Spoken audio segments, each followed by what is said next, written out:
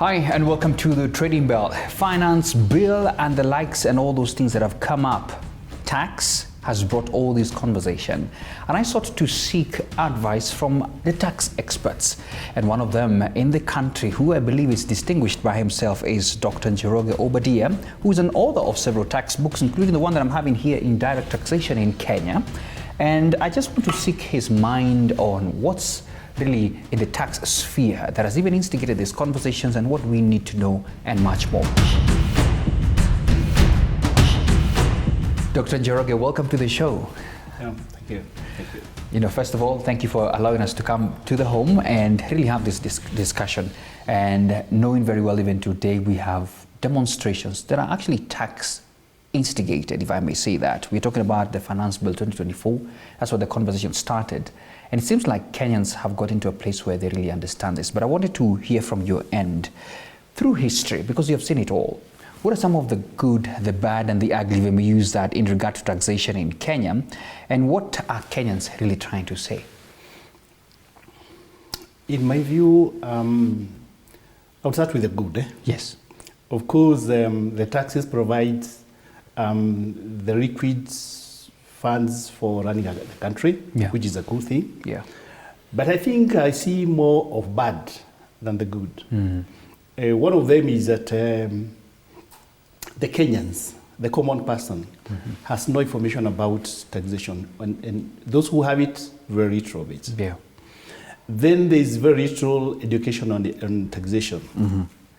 A lot of, there's no education, no books, no literature on taxation. Yeah. Actually, before I wrote my first book in 2019, there was no textbook on taxation in this country for a long time, because the previous authors, who are mainly either legal practitioners or tax consultants or lecturers from the University of Nairobi mainly, had not written for over 20 years. Yeah. So there's very little information, and even for the education which is taught either in the colleges, very little of it gets to many people.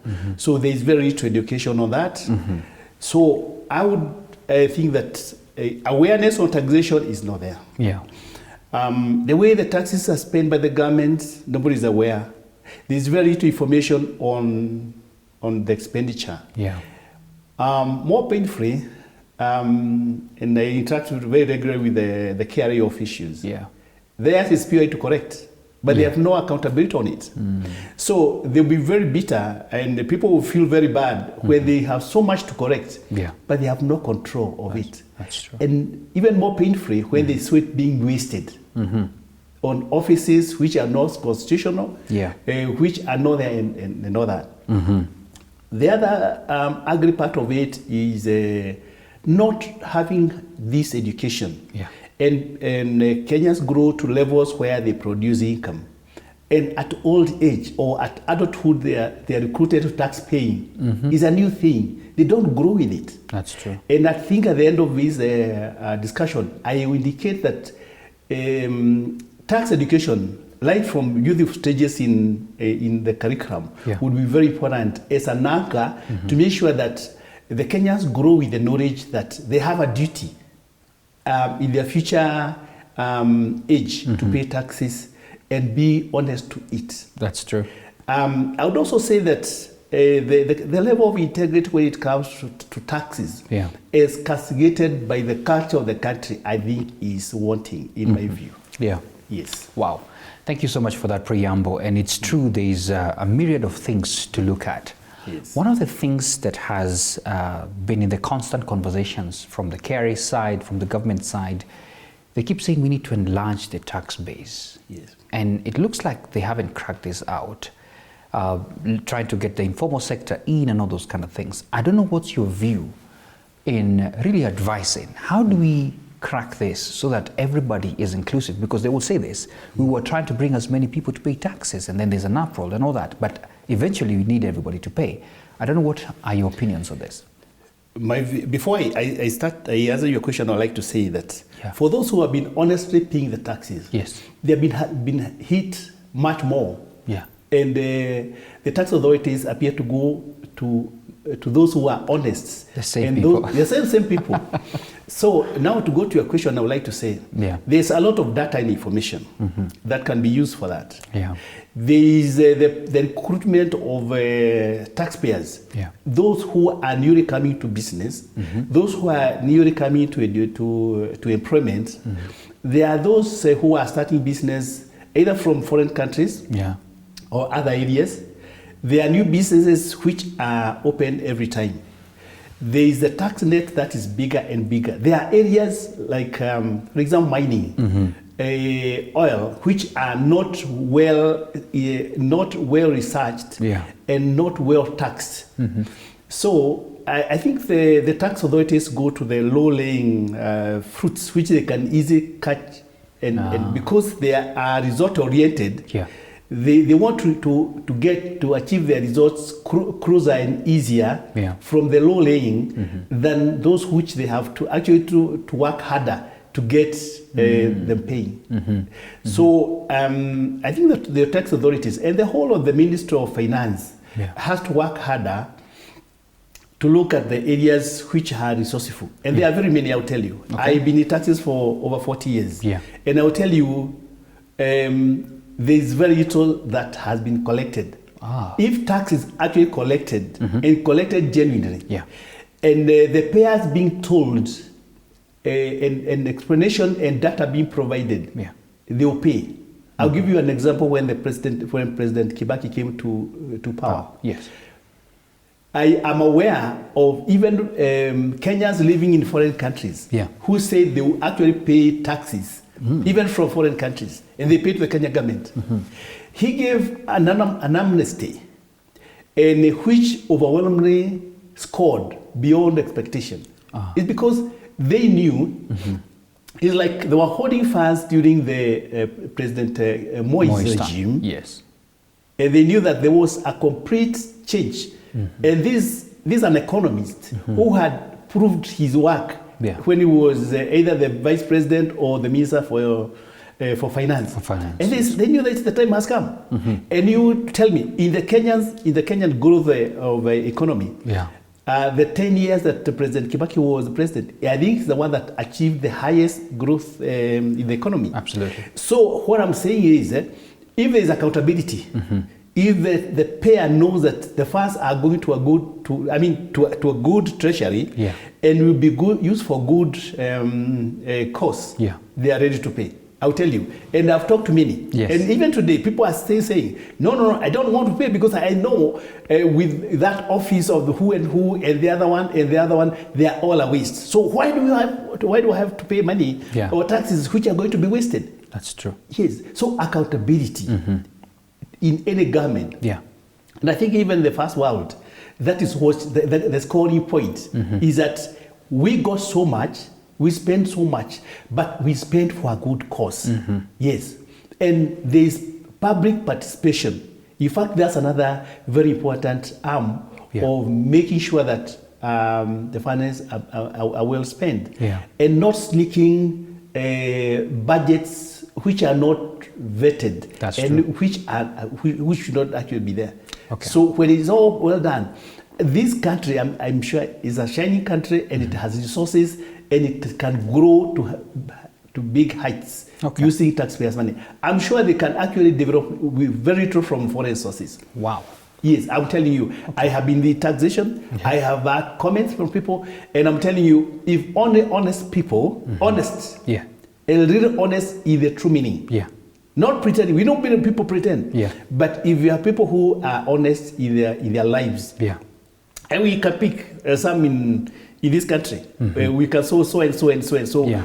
He read this department, and the way he lived, not change just because one day he became the CEO, and the life changed for the family and for the region and for himself. No, they remained honest, royal. You'd see how they produce the reports, and actually even the department will bring results beyond even expectation because of the genuine and sincere performance. So Dr. there are two things I hear from you. Number one, you're saying if the citizens are motivated and can see where the taxes are going with clear accountability, we have enough to collect. That's what you're saying. That's I'm number confirming one. that. Yes. And I'm saying I've been in taxation for many years. Yes. And people will tell you I'm not going to pay taxes because I know where it's going to go. And I've told you when they said we must pay. Yeah. And that is the 10 years of the Kibaki regime. Wow, wow. Yes. The second thing you've said as well is that there's something called trust currency. We must be able to as well trust the people that are using the money. Yes. Wow. I'll tell you, Yes. the Gen Zs have said that they would like their chairman as the former CJ. Yeah. They've actually asked for that. That's true. Yeah, they have that. Yes. So what does that mean? He was trusted. He's trusted. Yes. I don't want to mention those who have not been mentioned. Yeah. That's mentioned by the Gen Zs. And many others we know that they have performed. Yeah. Yes.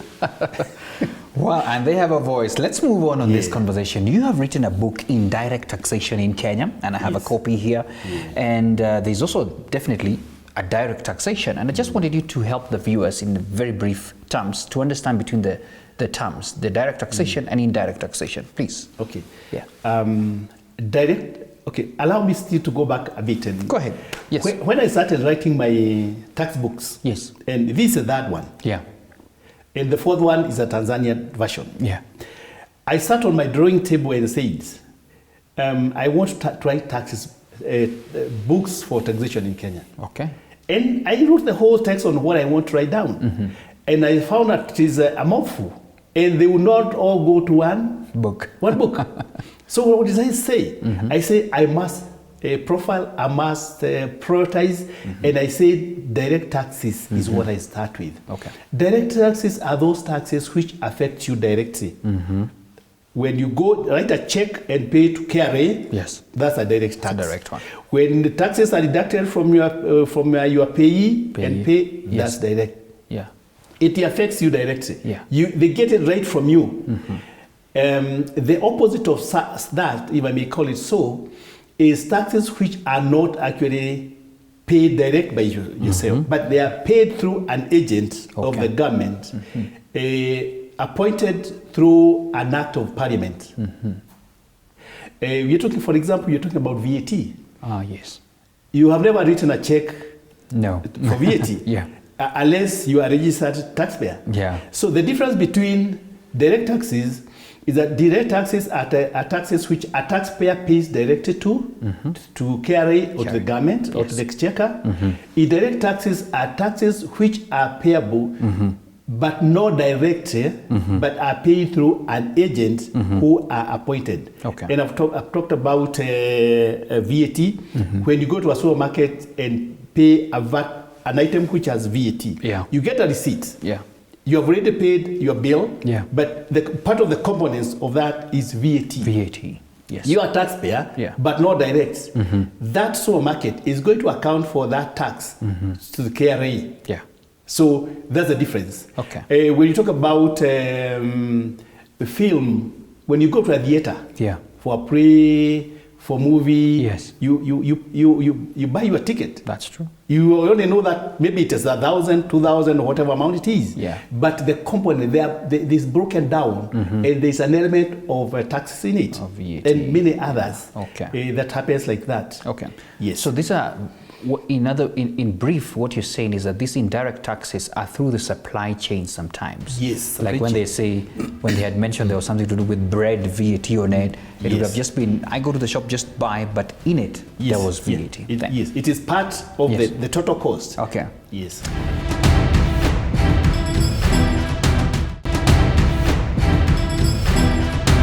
Just trying to understand VAT just for the sake of people who, I know right now it's already on their mouths, but just for the people who really want to differentiate these two things.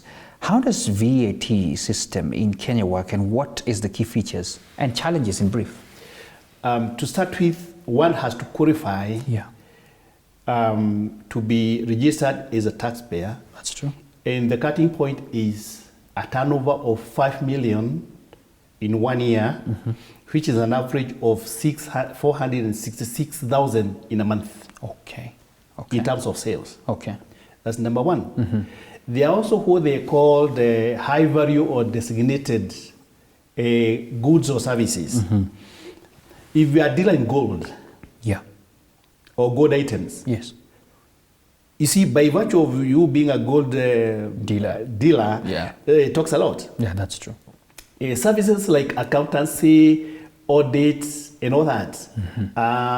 Being an advocate is also not something that you underrate, and the chances of that person either having other income is also very high. Yeah. So there's a qualifying cut-off level in terms of turnover, particularly for business people.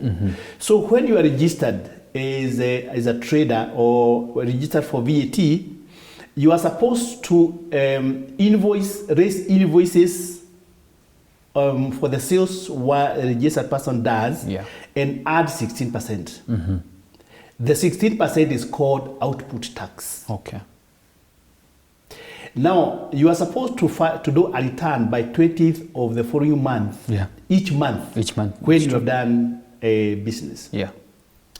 From the output tax which you have charged, which is 16%, yeah, one is supposed to deduct what is called input tax.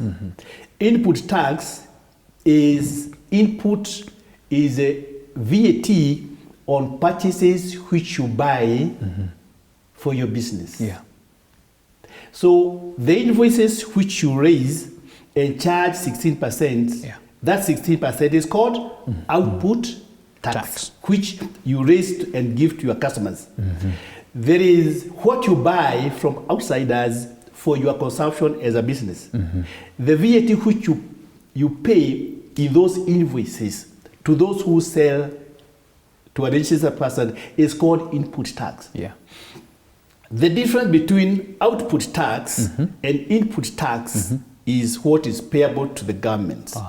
Okay. So that is a check that you draw at the end of, by 20th of the subsequent month or earlier, yes, between the 1st and the 20th, and pay to the government. Okay. If you don't pay or if you don't give a return by 20th, yes, you are penalized 10,000. If you don't pay that VAT by 20th, yes, there is a late payment tax. yeah, The input tax which you knock off, which you allow, is subject to a certain legal notice which must be observed. okay, You cannot deduct input tax on spare parts unless you are a car dealer, spare parts seller, or items on hotel, unless you are doing hospitality or hotel restaurant services, or furniture, because they are not directly. Also, personal items, yeah, and input tax on personal items are not allowable. okay, So if you make a point, if you happen to allow that input tax, yeah, what will happen is that it will be knocked off, it will be reversed. yeah, For example, if your output tax was 20,000 and you allowed 5,000 on input tax, and out of the 5,000 input tax, 2,000 was from not allowable, they will reverse the 2,000 and ban from it. They'll check what you have allowed, okay, they'll knock off 2 and demand it directly and say it was disallowed. okay. Let me ask you, Dr. Then I also important to say that, for example, for newly registered taxpayers, yes, you can go back 6 months and claim input tax. Because you may have been in business for the last 6 months, you can pick invoices for the last 6 months which you bought items. Okay. Maybe you are setting out an office. Yeah. You are allowed by the law to go 6 months, accumulate and allow in the first month. Yeah. If what you have already billed is less than what you have carried forward, the credit is taken forward. Okay. And you don't have to pay.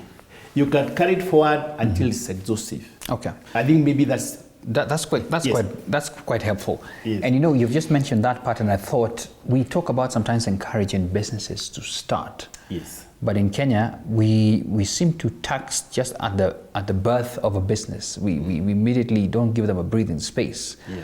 And I hear in other countries they allow people 1, 2 years sometimes to just grow. I don't know what's your comment on that. But number 2 as well as your comment on that, VAT is at 16%. You are a tax expert and you've seen other countries and the percentages they charge. Where are we? Are we too high? Are we too low? Can it ever go low? I wanted you to touch on those two things, on encouraging businesses to start and the VAT that we're paying at 16%. I would like to say that the taxes, the rate is moderate. It's moderate, okay. Yes, it's moderate because we have even our neighbors who have higher rates. Yes, so, and I think there have always been some intention to boost it to the like 18% or other rates like Tanzania and Uganda has. That would be another mandamano. But anyway. Yes, certainly it would be. It do not be taken lightly. Yes. I would also like to say that VAT is not a tax that is charged on an enterprise. Okay. Compare the impact and implication of income tax and VAT. Income tax, you get it from somebody else, you carry it to yourself and forward. Yes. Income tax is based on the performance. Yeah. So I'm answering your question as to the encouragement of. Yes.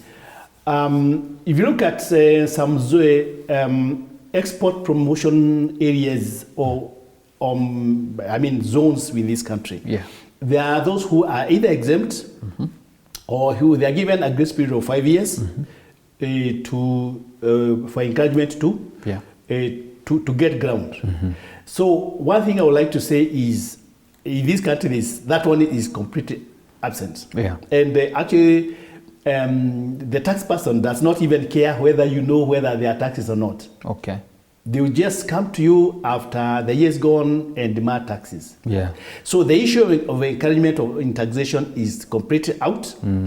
The care, the PR and the care that we need to take to a customer, because I think from the KRA perspective, a taxpayer is a customer.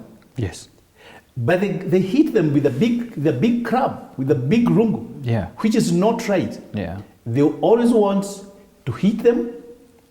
They actually don't tell them, you are coming to a zone of tax paying, and these are the rules and regulations. The rule and regulation number one is this, and that by the end of the year we shall do this. Yeah. Actually, many learn about taxes when they are already in it and when they have already defaulted. Yeah. When they are already defaulted, and that's very painful by itself. Because if you had a caring entity that tells you this is the way to go, and keeps your books, your cash book, go for a software that cares for your entries and all that. And these are the taxes to pay. These are various taxes. This is installment tax, this VAT, this pay as you want, this withholding tax, all the types of taxes that go along with businesses. Yeah. They are enlightened. But when after 12 months of trading, you tell them that there's somebody called an auditor. There's somebody who was called KRA. Yes. And they already failed for 12 months. The bad that is already done, and the tax sin is already committed. Yeah. But that person try to getting out of it, they get to a lot of mess. Because you see, also the integrity of the persons who handle the taxes, particularly in the field of taxation. Yeah. I'm not saying that everybody is bad. But for somebody who is already deep in trouble, might got into even more trouble because they would be trying to get it in the easiest way, and some of the easiest ways are not the best ways. So I think the element of taking care of taxpayers when they get into business, I think it will be very important. Okay. Yes. And I think at some point one of my questions was about excess duty, but I just wanted you in brief to also explain, because we've talked about VAT, excess duty, and I've seen it's charged in some of the luxury goods, but would you just care to quickly explain about excess duty? Excess duty is charged on manufactured goods and imported goods and some imported goods. It is also these days charged even in banking services. Its main purpose is to discourage consumption. And those days when we would hear the budget, and it's very important, it would say, I'm increasing this to discourage this. I'm increasing this to discourage this. I'm increasing excess duty on imported clothes, on mtumba, so as to encourage the growth of the local industry. Local industry. So it encourages or discourages depending on the intention of the ministry or the government. Okay, yes. That makes a lot of sense. But we have seen some excess duty being sneaked in or being introduced that have made people uncomfortable in some areas that shouldn't be, right? True. Yeah. And I think that's part of, even I think currently there's something on petroleum that's going around. Yeah. You may know, you may have seen it or seen it, but the participation, you see, it is a sneaked. And I think the word sneaking is very bad by whichever standard, because it shows that the person doing it is not transparent or is not honest. Is dishonest to the consumers. Yes, just want them to pay without them knowing that they are paying, which is not right. Okay. Yes. Let's move on to compliance and the challenges we see, because some people may say, yes, we are doing our best to educate Kenyans on it so they can do this, but there's still a compliance and challenges, especially in the SME sector. What would be your word on that, especially to enhance compliance? My word on that is a lot of help from KRA and the Treasury and the government. Yeah. I'll say there's a lot of potential. Yeah. If they do research, they can get a lot of that. But one, being transparent. Two, being understanding. Yeah. Three, being educative. Yep. And then also being helpful in terms of support, education, and even when it comes to paying taxes, they accept payment proposals and not demanding immediate taxes. And also not closing or freezing bank accounts. We've known companies which have gone under because they are either frozen or they cannot actually, they need a lot of support actually to wake up. That's true. But the general approach of the current tax regime is they want their penny. Yeah. The last drop of the blood, they don't care as long as they get it and they're able to get their target. Okay. Yes. Okay. As we come to a close, there's this whole terminology on customs duty, and I want to bring in the fact that we are a membership of the East African Community Bloc. Yes. In fact, even right now, there's conversations about edible oils. Yes, we have dropped the Finance Bill 2024, but there's still a conversation that East Africa, as a member, has already agreed to some, common market taxes that we are seeing there. I just wanted you to help me understand what are some of these influences in the customs duty framework that we are maybe about to see, and how do they override our own here, or how do they relate? There is a East African Community Protocol. Yes. It's an agreement between the East African countries.